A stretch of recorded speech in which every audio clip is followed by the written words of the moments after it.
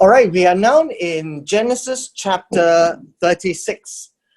We shall try to cover a few chapters today because we should be able to speed up a little bit for some of these chapters. Today, when we connect in chapter 36, is a new section and it speaks of genealogy. Now, genealogy is a very, how should we say, a very Hebrew concept. But not only Hebrew, Oriental, because we are tracing back our forefathers. And you know that the Chinese culture always talks about your forefathers. Who are your forefathers? And it links all the way back as far as it can go. In the Hebrew sense, genealogy is also a description of the family tree. And to them, the family tree is important because it describes the history and where they come from, and also the events that is ascribed to that family. And so when we're talking about Esau, or in proper terminology or pronunciation, is Esau, right? It's Esau. But we are reading the Greek name of Esau, right? So it's Esau, who is Edom. Now, each Hebrew word has a meaning. So when we were talking about Esau and Jacob, you would know that Jacob, Yaakov, is the one who holds onto the heel, who will trip a person. But Esau is about handling. And in this aspect, handling as in very rough. And it implies that he is hairy. So Esau is hairy in that sense. And we read about Esau being hairy. And Jacob had to pretend and put sheep's wool to pretend to be hairy. So Esau's name means handling, which is rough, and it implies the hairiness of Esau. But Edom, on the other hand, it's a very interesting word. Edom comes from the root word Adam, which is man, which is from the ground, from Adamah, which is red soil. And so Edom means red. And so Edom means red, and the place where the Edomites or the descendants of Edom live is in the area called Red. And the sea next to Edom is called the Red Sea. Now, that is from a name viewpoint. In verse 2, Esau took wives from the daughter of Canaan. And I think it is important for us to realize that this is something which is not proper in the eyes of Abraham, Isaac, and Jacob. It all begins from, if we take a look at chapter 24 of Genesis, you would find this practice. Abraham was getting older in verse 1, and Abraham wanted to look for a wife for Isaac. And he told his older servant of the house, Eliezer, and he says, make sure you will not take a wife for my son, and notice this, from the daughters of the Canaanites. And it's a very important concept because of two reasons. One is, this is the land that God has promised to Abraham, Isaac, and Jacob for their descendants to inherit, and they will dispossess the people of the land. And so when you marry them, you are marrying the ones that you are dispossessing, your enemies. Number two, Canaanites believe in many kinds of gods, and if the sons of Abraham marry the daughters of the Canaanites, invariably they will follow the worship of other gods. And so this practice was passed on to Isaac, who told Jacob to go back to Laban to marry wives from there. And so now we come back to chapter 36. Chapter 36 tells us something which Esau, all right, has broken. Esau took wives from the daughters of Canaan. And the rest is a description, right? It's a description. And this is a very important phrase because Esau has decided intentionally to defy the fathers, to defy Isaac, and to defy Abraham. And in so doing, his life would become unraveled. He would be very much influenced by the wives. And here is a description of all the wives in the following verses, right? And then he took his wives, his sons and his daughters, and then he left. Right? He left, and where did he go? He went away from the presence of his brother Jacob. So if Jacob is in the Canaan area, they had to split up, and he went to Edom. He went to Mount Seir. Mount Seir is an area where there is red earth. It is where archaeology tells us that it's in the area where Petra is in the present-day Jordan. The south of the present-day Jordan, in the Petra, in that area, and it's called Edom. Why is it called Edom? That place is red. And so remember, names reflect the event and immortalize the memory. And so Edom is red. Esau is renamed as Edom right here. And so we call the descendants of Esau the Edomites. And that is how we get that story. Now, moving forward, you will find that there is a description of all the wives of Esau. And none of them were from away from the place. All of them were from the place. The only interesting thing was that there was a wife, one of the wives of Esau,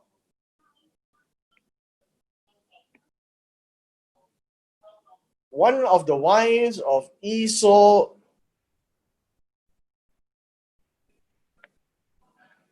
bore a son by the name of Eliphaz, and later we will see. Because that is where problems started, right? That's where problems started. Now, I just want to point out to you a couple of names and we'll move on from here. A number of these names, which you see here again, Eliphaz, right?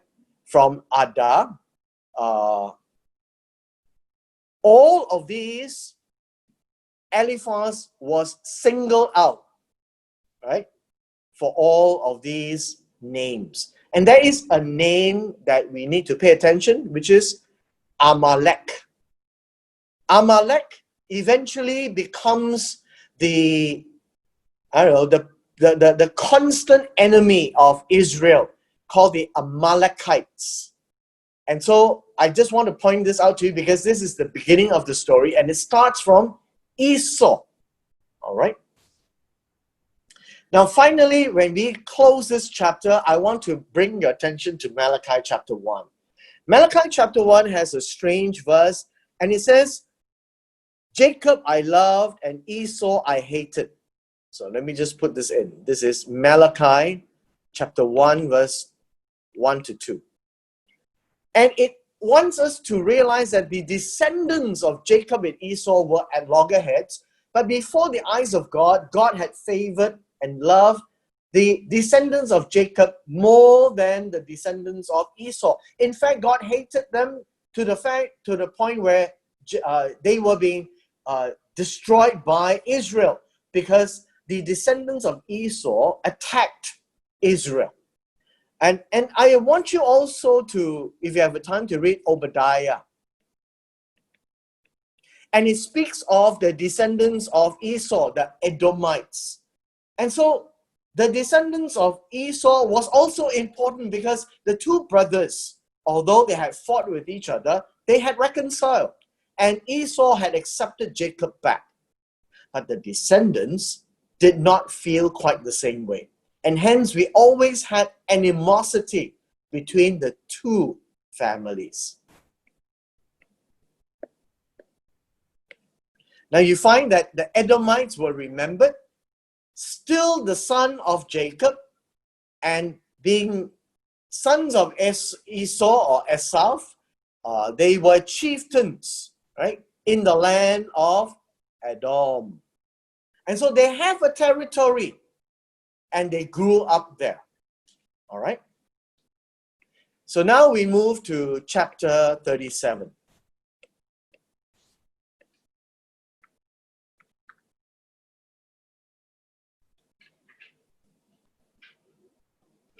Now, chapter 37 begins a story where many of us are very familiar. It begins the story of Joseph. Now, just a quick recap. Joseph is son number 10.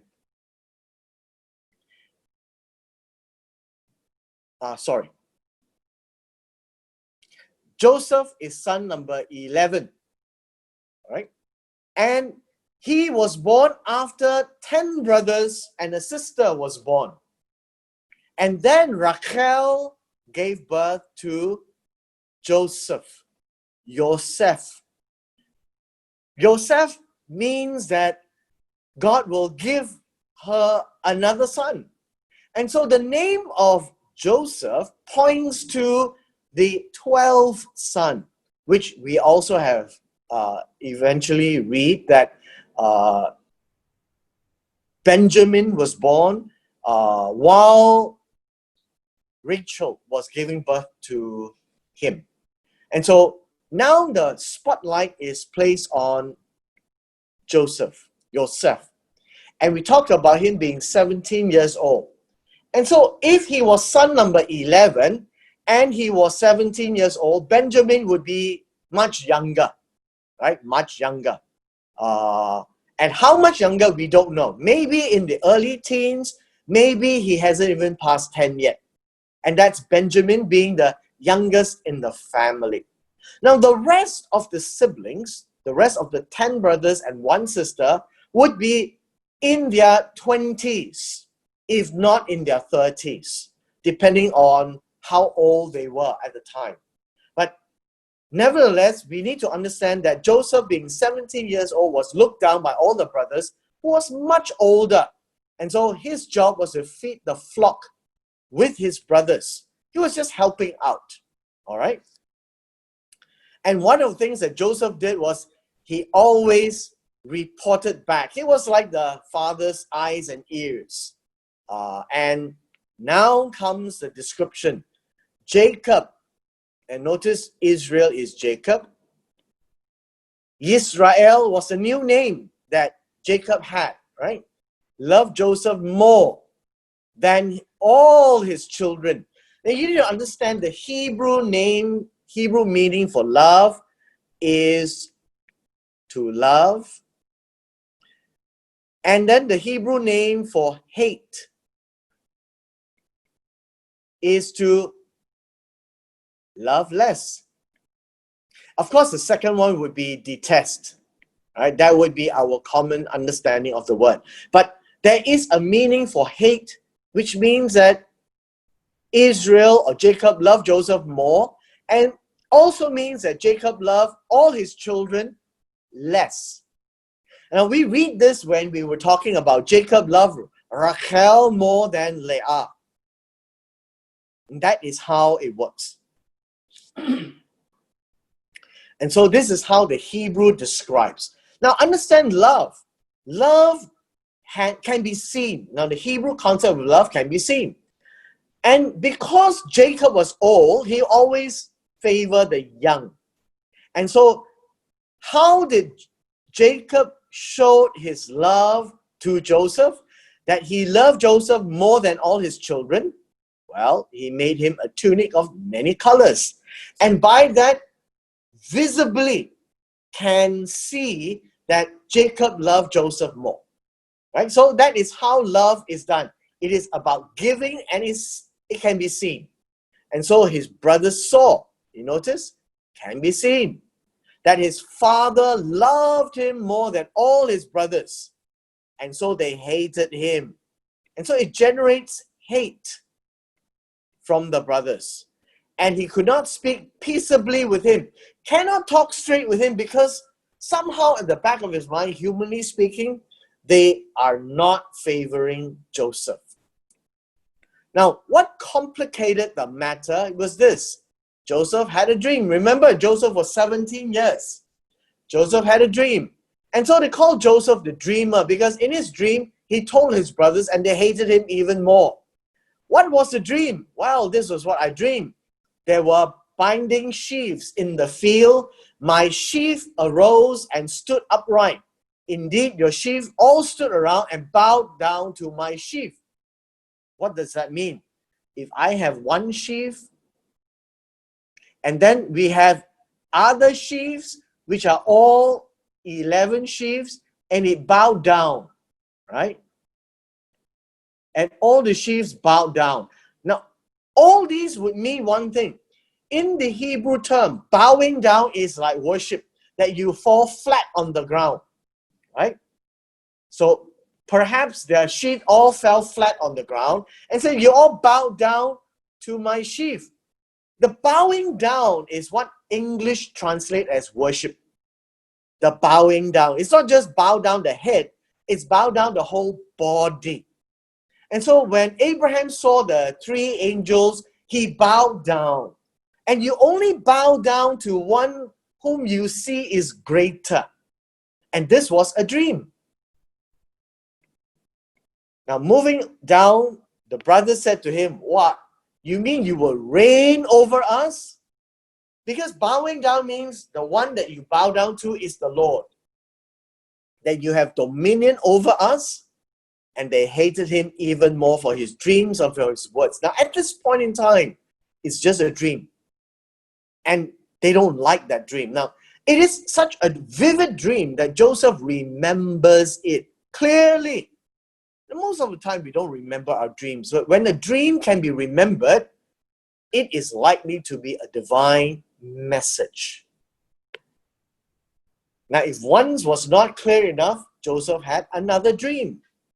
And he again remembers it very clearly and told his brothers, this time we have the sun, and then we have the moon, and we have 11 stars. 11. And it bowed down to me as a one star. Now again, the word bow down is not nodding the head. It is falling flat. Now, this is an imagery. How does the sun fall down and the moon fall down and the stars fall down? Well, maybe it's an animation. Maybe how they describe in the dream, they could actually bow down, and the focus is the bowing down. The focus is not how can a son bow. Now, based on that, the brothers understood. And the fathers also understood. The father said, what kind of a dream you have? Shall my mother and I, and the moment he says mother and I, you could immediately tell that the mother and the father is the sun and the moon. And the rest of the brothers are the 11 stars. You see, they could understand the dream. You don't need to interpret dreams. Dreams need not be so cryptic, right? And in this case, they could all tell the dream that even the blind can tell something is not quite right with this young chap called Joseph. Now, what is important is this. His father kept this matter in mind. The father finally discovered that this is a strange dream, and if he can remember this dream and tell us about it, it may not be so strange after all. Perhaps, maybe, it could be God giving them a little prophetic word. Now comes the problem. The problem is when his brothers were feeding the flock in Shechem, and remember, Shechem was the place where it was a time where the son of the king of the land of Shechem by the same name, and this prince was also named Shechem, and he raped Dinah, and then the brothers killed him, right? Levi and Simon killed, and so they left the place. And now when they feed the flock, they go back to this place, all right? And so it's further up north from Jerusalem. And as they were feeding the flock, Israel or Jacob said to Joseph, hey, why don't you go to them? As usual, be my eyes and ears and tell me what's happening, all right? And they say, see if it's okay with your brothers and everything is fine, and bring word back to me. Well, I guess you could say that it's like a modern day snitch, a modern day telltale. But this is with good intentions, that the father wants to know whether everything is well. And he sent him out of the valley of Hebron. Hebron is the south, where Abraham, Isaac, and Jacob was always be, and that's where Abraham was buried with Isaac, right? And so he went to Shechem, so he went up north to look for the brothers.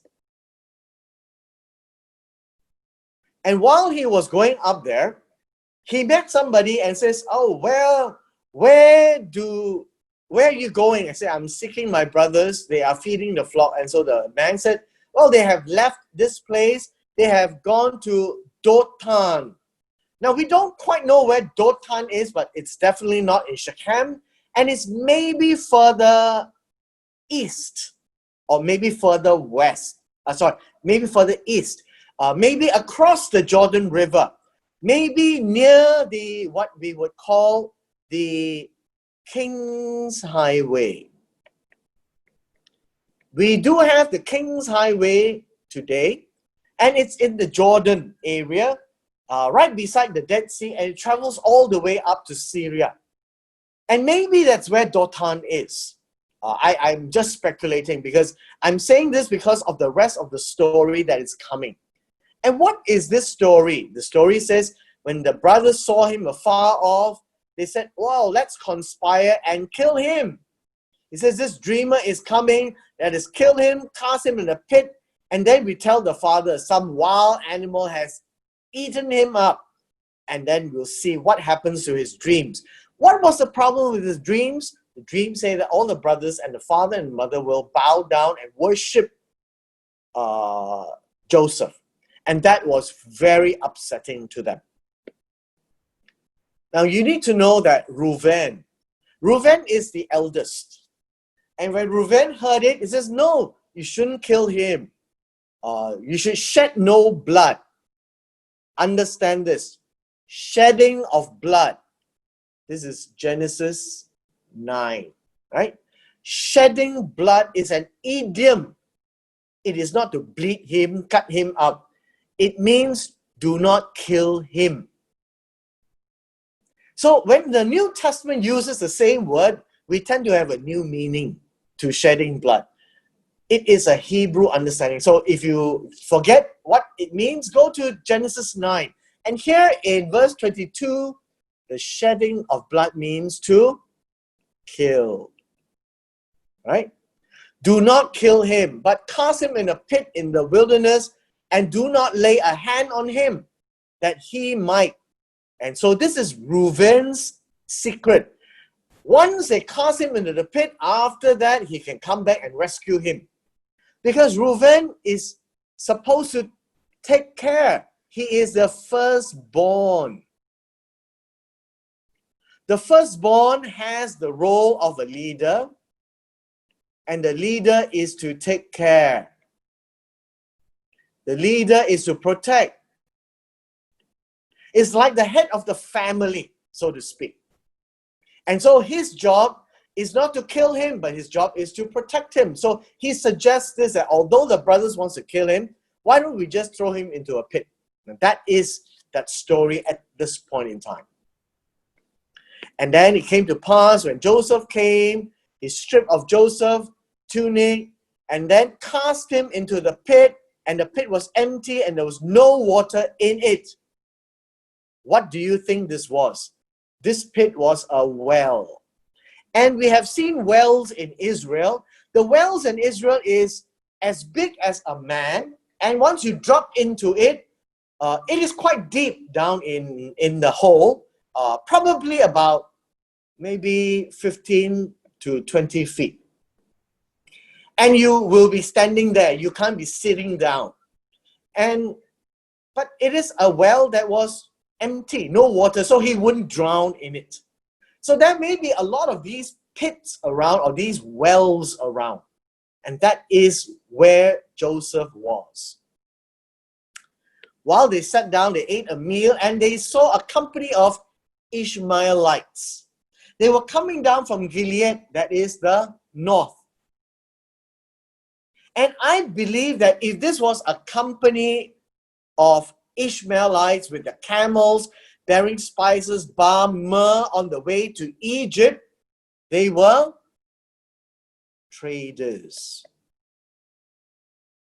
If they were traders, they would most likely be on the King's Highway.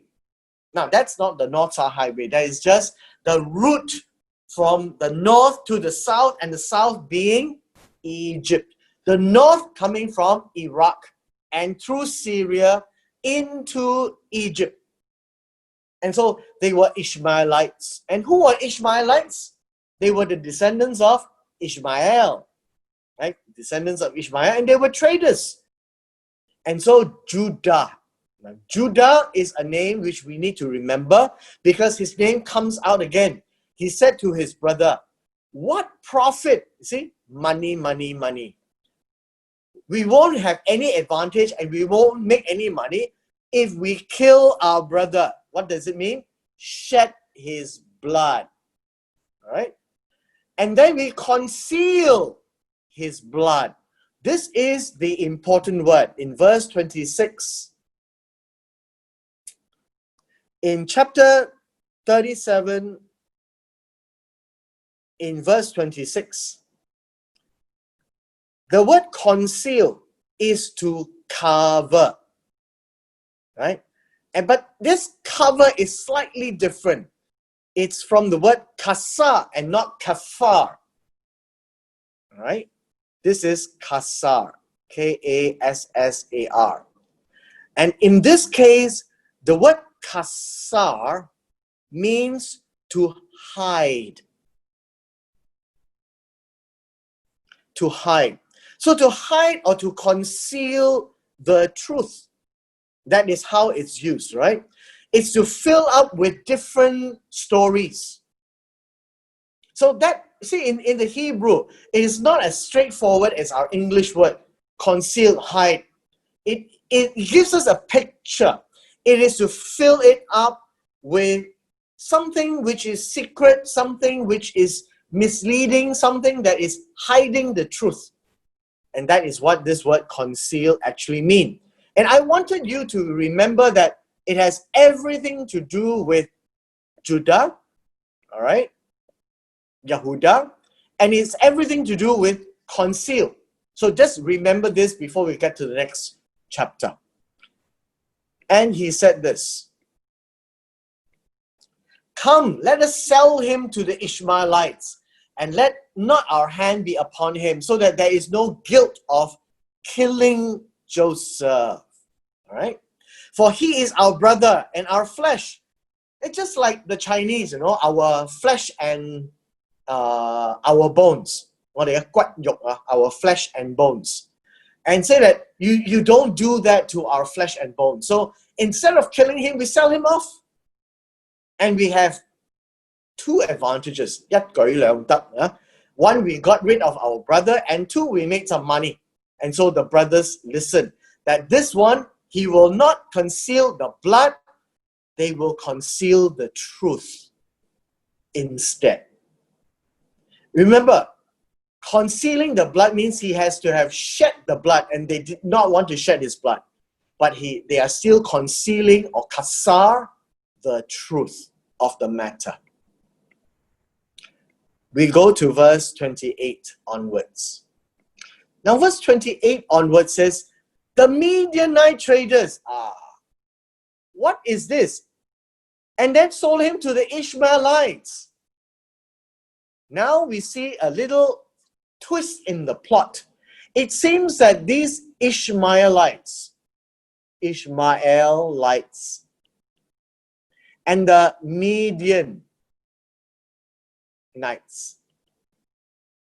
they are the same people, or they have intermarried, and to an extent where they can refer to both names. Now we know that the Midian is Moses' father later on, from the land of Midian.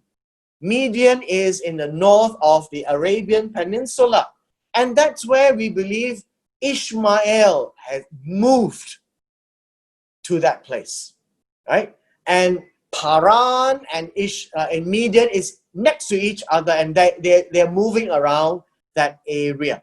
So now I need you to remember that the Midianites and the Ishmaelites are treated as one and the same group of people, because they may have intermarried and they are traders. And so they took Joseph to Egypt for 20 shekels of silver. That's a lot of money in those days. When Reuben came back to the pit, Joseph wasn't there. He tore his clothes. This is a very Hebrew gesture.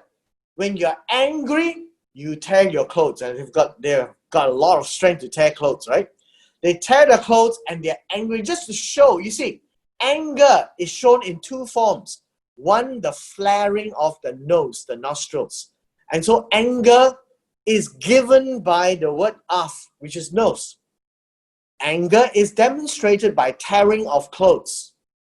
And then he went to his brothers. Where is this lad? What do you mean by lad? In verse 30, he was, verse 30, right? At the end of verse 30, it says, where is this boy, Yaled? Young man. Now, this young man is 17. Where shall I go? This is the problem that Reuben now has. His idea was to come back and rescue Joseph, and now there is no more child. What should I do? And so Reuben took Joseph's tunic, killed a goat, dipped the tunic in the blood, and then they sent the tunic of many colors and brought it to the father and says, we found this. Do you know whether this is your son's tunic or not? Immediately, Jacob recognized it. It is my son's tunic. A wild beast has devoured him.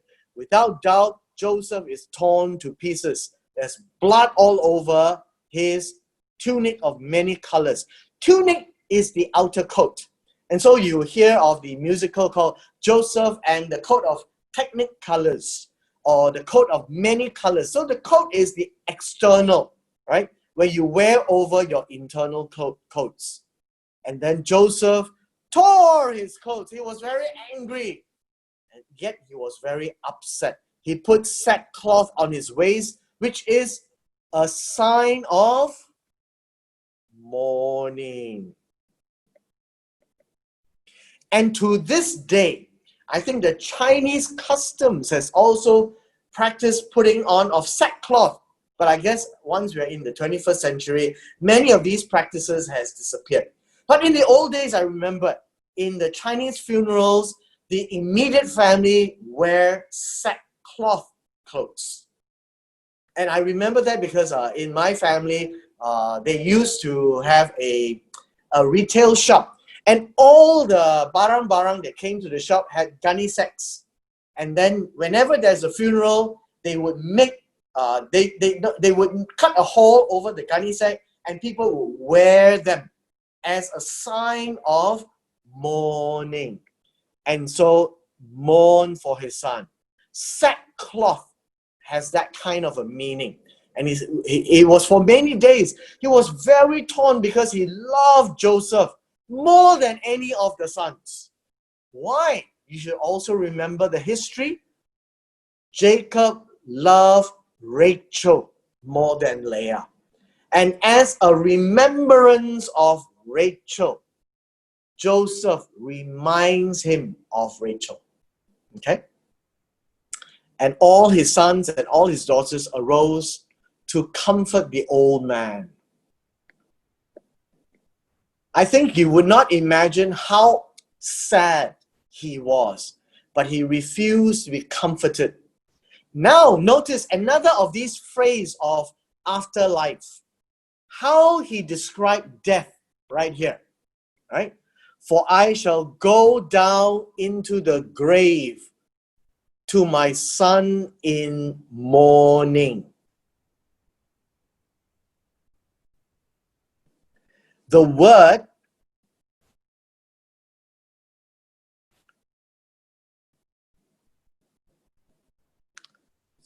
of grave is Sheol.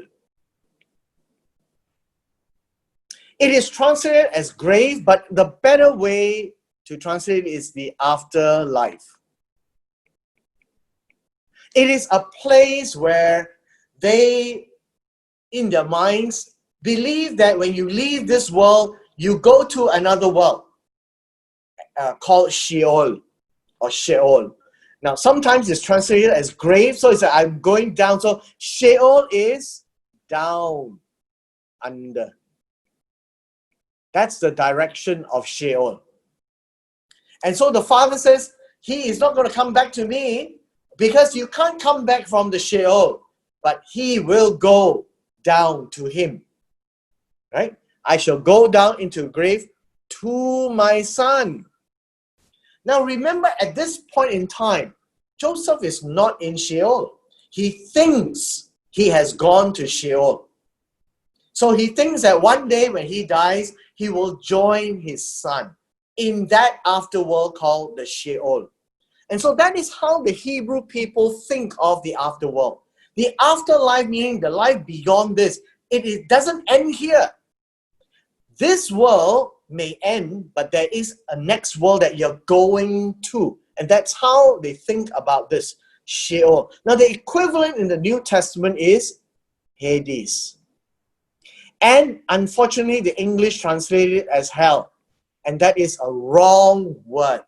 The word hell is generally adopted from the Greek and from many of the other cultures where there will be punishment and there will be many layers and many levels of hell.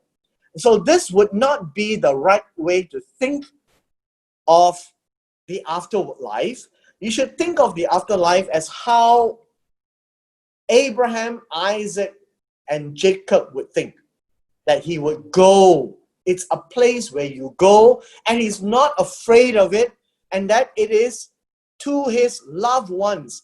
And so in the past, we read of Abraham going back to his fathers, Isaac going to his fathers, or gathered to his fathers. So it seems that they would go and then have a reunion of some sort. Right? That's the concept. Now moving on. Now the Midianites sold him into Egypt to Potiphar, an officer of Pharaoh, the captain of the guard. The Midianites had sold Joseph into Egypt to Potiphar, an officer. So let me just take a few seconds here to explain this word. The word officer is saris in the Hebrew, and it actually means an official. It also means a eunuch. Now, in the old days, even in the Chinese kingdoms, the right-hand man of the emperor is a eunuch. And they are dedicated to helping and leading the charge of all the concubines and the household. And so this word can be either translated as an officer or a eunuch. Now in this case, Potiphar is not known as a eunuch, but we don't know. And the reason why we don't know is maybe he's a eunuch, and that's what happens in the following chapters, where the wife of Potiphar saw Joseph, who is not a eunuch, and that would be an interest to her. So we'll get there in the next few chapters.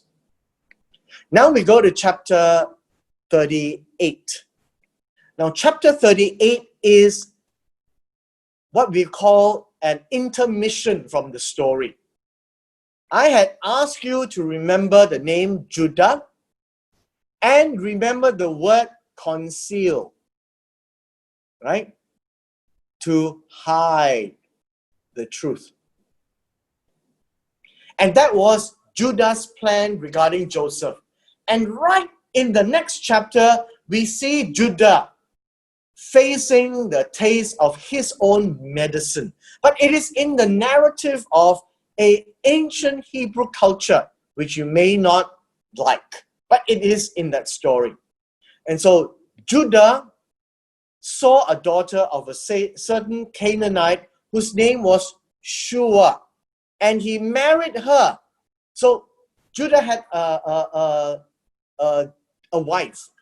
Now notice, Canaanite, against the father's wishes, married her, had sex with her, and she conceived and bore a son. His name is Okay, that is all we need to know. His name is, in the Hebrew, it's but it's spelled as E-R, but it's pronounced as like Edom, not Edom, right? And then she conceived again and had a second son called Onan. And then she conceived again. See, you notice, conceive again, tells us that there were consecutive or a series of childbirths from separate instances, which is why that many people, when they study the Bible, and it says that she bore a son again, and again another son came, without the word conceive, all right, appears to refer to twins. So that is how the story went when Rebecca gave birth to Esau and then to Jacob, and then they were twins. Because there was no word called conceive that came in between.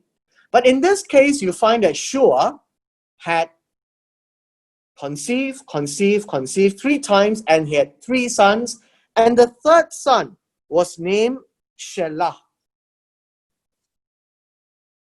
And then 3 sons.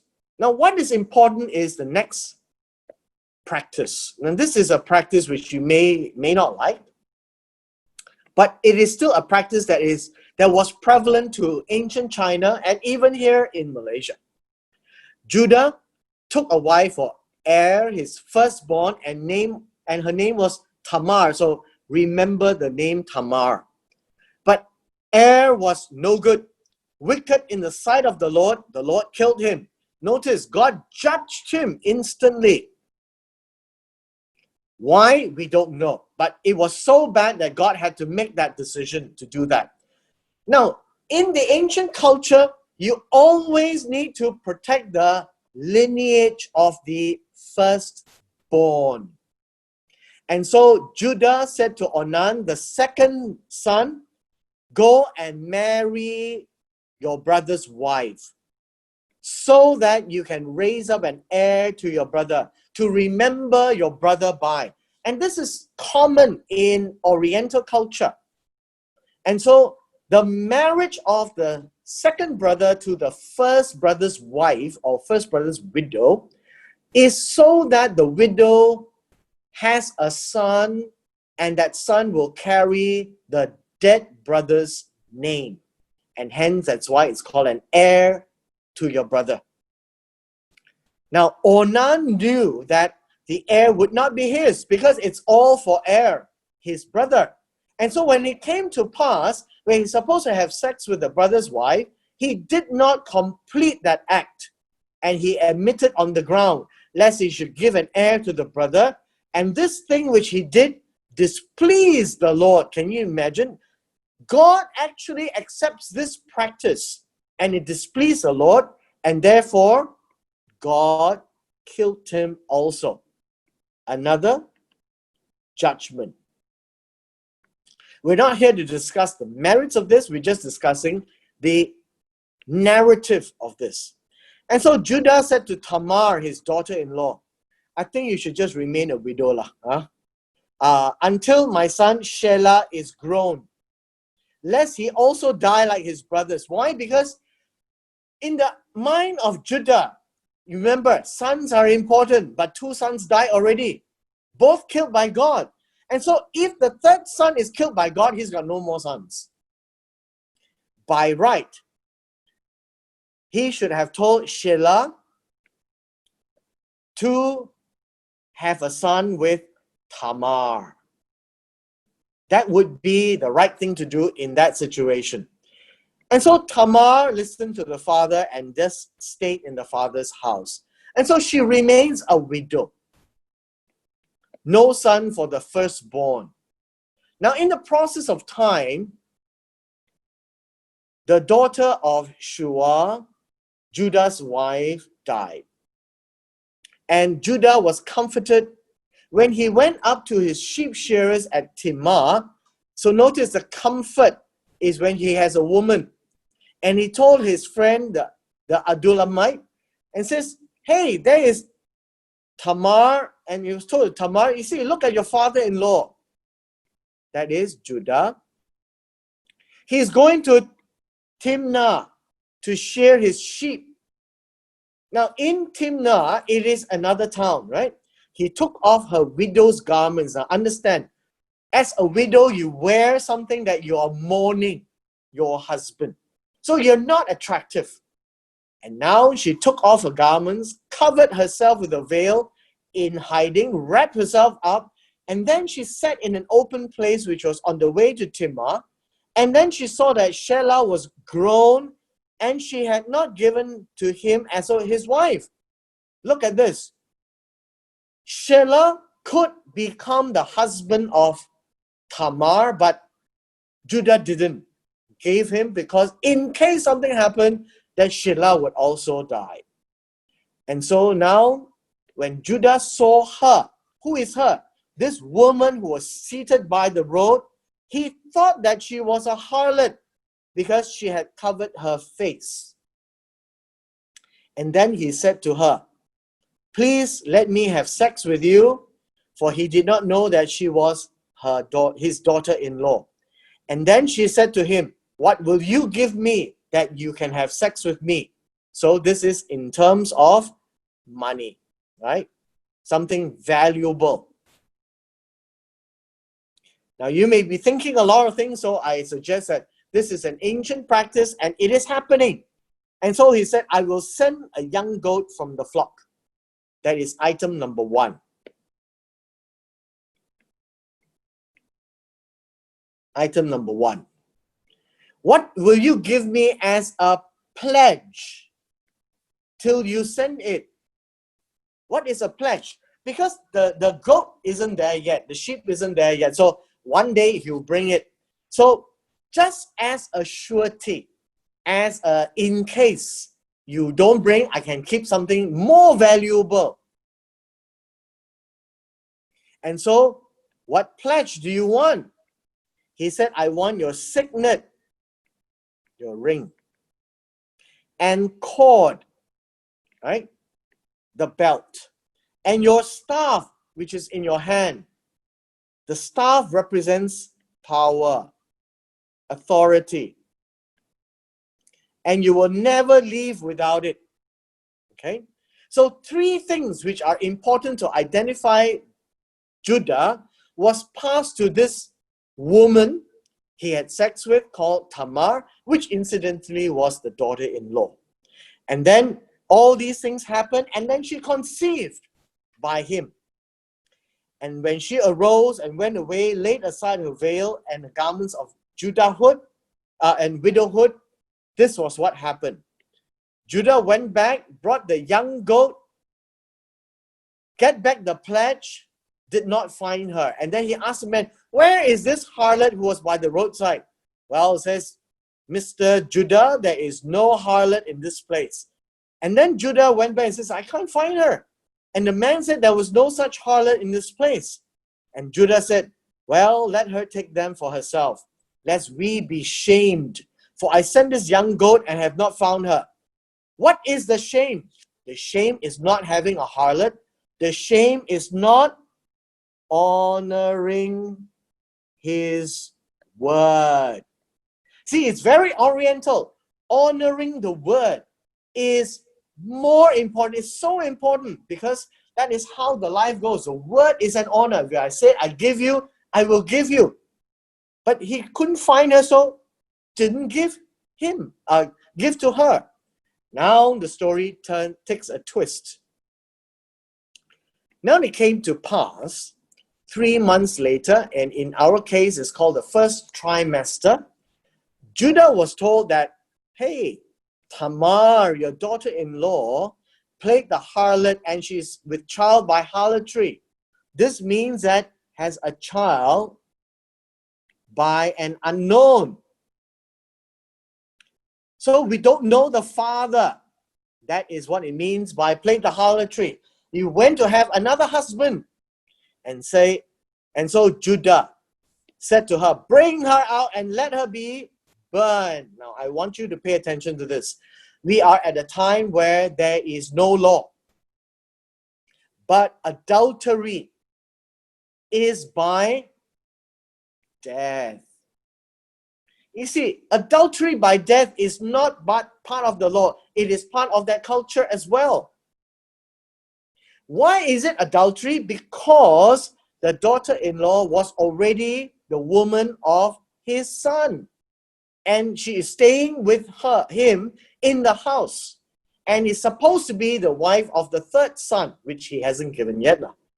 And so now suddenly, she is with child. Proof that she has played the harlot. Now understand, played the harlot is of idiom also. Literally, you can play the harlot as being the harlot, like in the case of Judah. But play the harlot also means that you have been married to another man.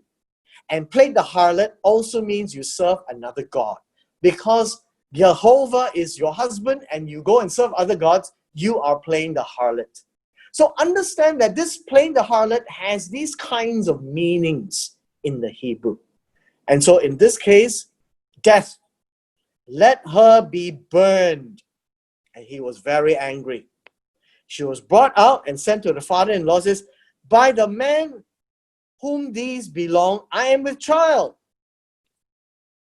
I can prove to you that there is a father, and I'll show you who the father is. The father has this signet, cord, and staff. Remember, 3 items that represent and identify Judah.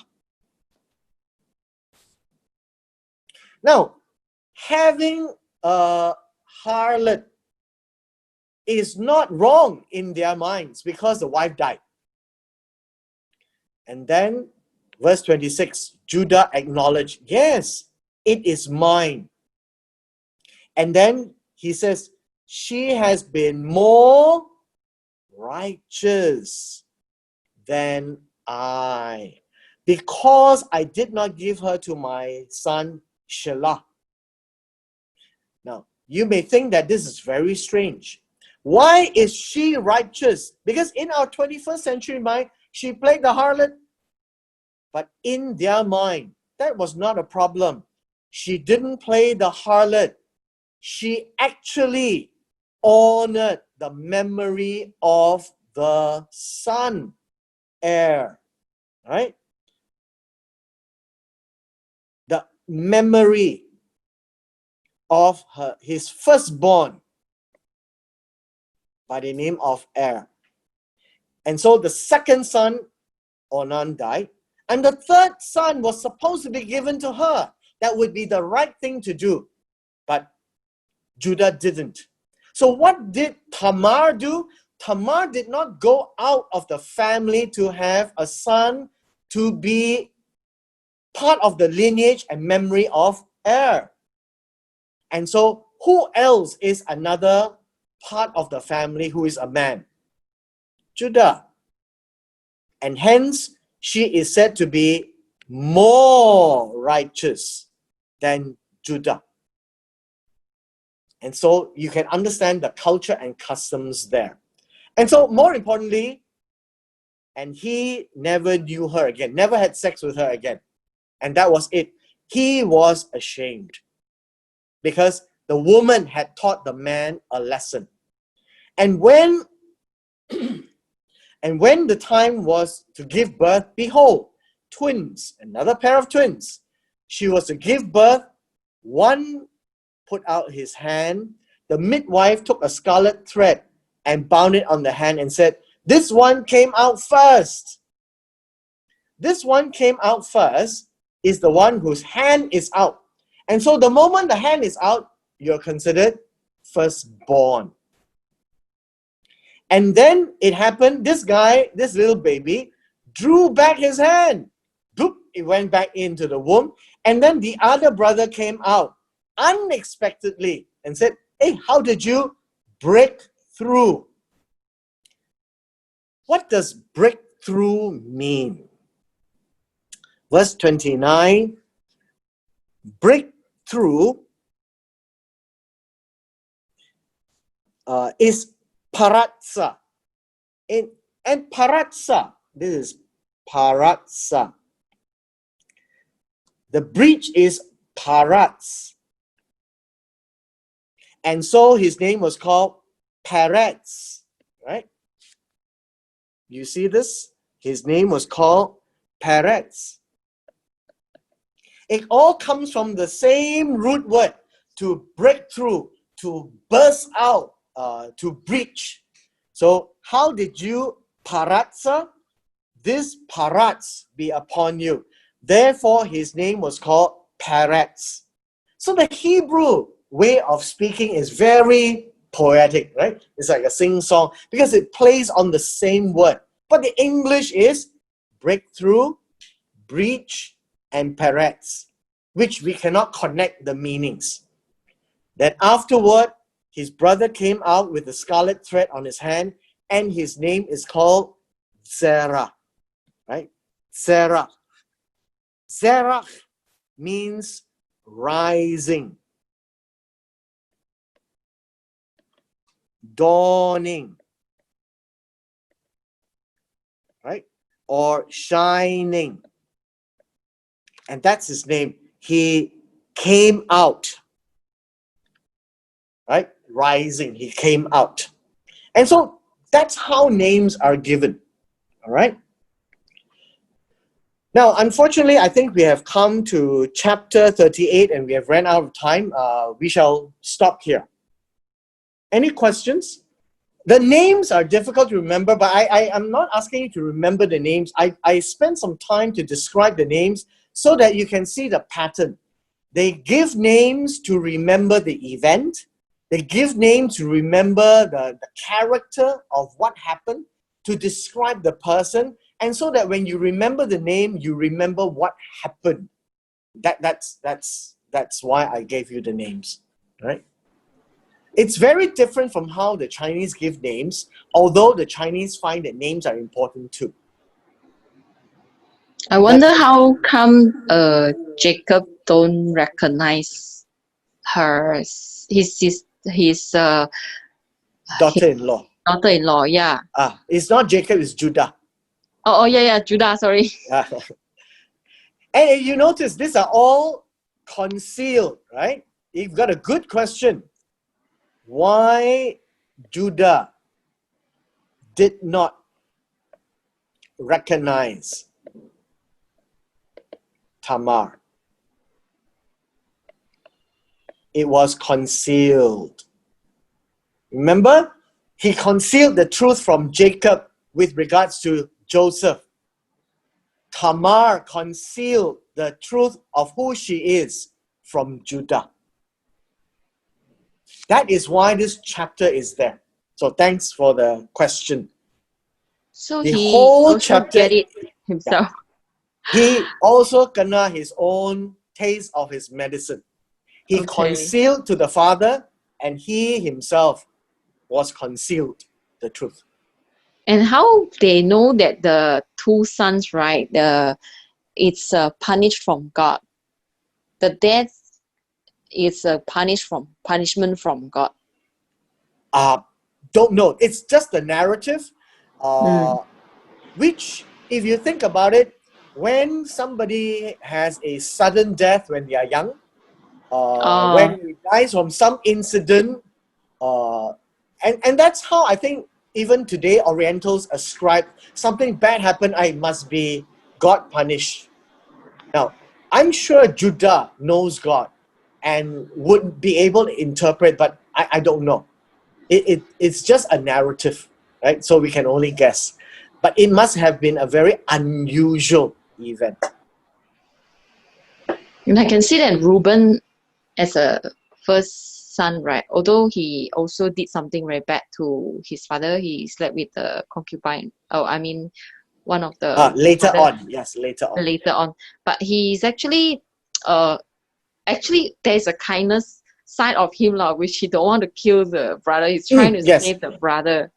You know, I had tried to mention to you, he as a firstborn son always inherit the role of the father. His job Mm, is to take care of the siblings. So the father's role is to take care of the family. So in his place would always be the firstborn. And that is very Oriental as well. yeah. Hmm. And also the can see that the twins, right? Is like also related to scientific saying that if intermarriage, the chances of getting twins is higher. Mm. So it's Possible. happening. Yeah. Yeah. That's why in the Bible we can see that's happening lah. Yeah. Mm. Yep. And this would be the only children that Tamar gave birth to. So it's considered that this is the heirs of the firstborn Of the son lah. first son. Yes, the It's not heir. Judah. Correct. Heir of Er. So in their practice, right, their culture, they will also put this son under his son's name, right? It will not Yes, direct correct. under. Which Okay. also means that the inheritance will go to these children. Mm. It's very interesting to note that it's nothing to do with Western thinking, no Western culture, very Asian, very Oriental. And the elder son usually have a double portion of what other sons will get. So if you remember the prodigal son story, right? There were two sons. And so the younger son was the prodigal son who left the house. The younger son has actually 1/3 of the inheritance, not half. Because the eldest son was still at home. And the older son, the firstborn, will always have double portion. And so the elder son, the firstborn, is very important. And when Esau gave up and sold his birthright, God was very angry with him because he treated the firstborn role and responsibility as nothing. Like he stepped on it like, tidak apa lah, no, it doesn't matter. A bowl of soup is better than being the heir. And so that was his problem. And the other problem is we are talking about the plan of redemption and the line of Abraham, Isaac, Jacob, and then Esau was supposed to be the line, but he tidak apa.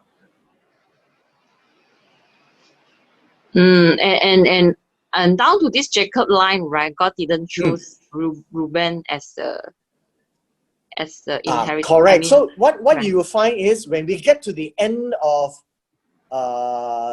Genesis, when Jacob was blessing every son, that's where you would see who will stand out as the heir. And you're right, it was not Reuben. Because of not his mother lah. Yep. Because he did something really, really wrong, and it was his responsibility. Oh yeah, that one. Okay. Okay.